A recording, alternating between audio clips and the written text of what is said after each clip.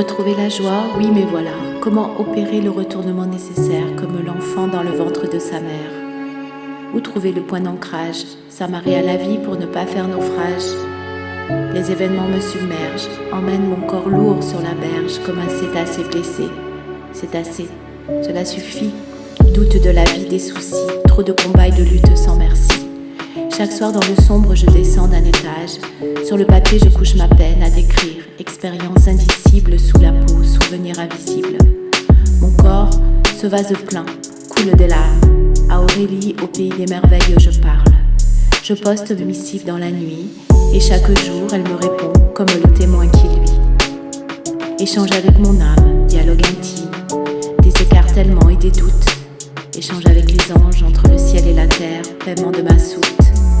Oscillation lente entre deux versants, un dernier pas, un mouvement vers l'étincelle ou vers l'étreinte du dernier souffle.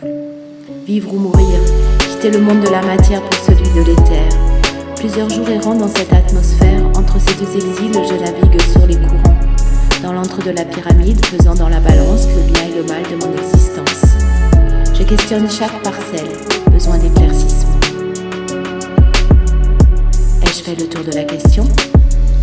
Dans le silence, seul le rythme lent de mon cœur, seul signal de la vie présente dans mon corps sans peur.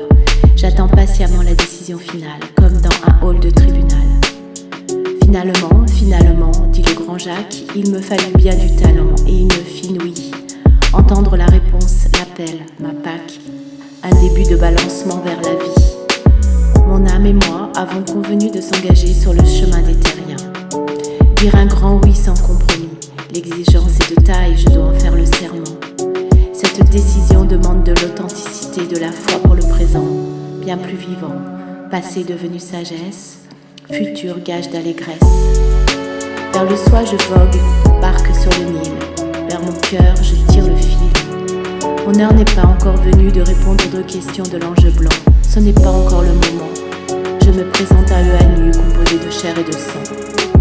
À la croisée des chemins, face à ce destin, chevalier sur son beau destrier, je sens l'ego se rabaisser, l'être se déployer.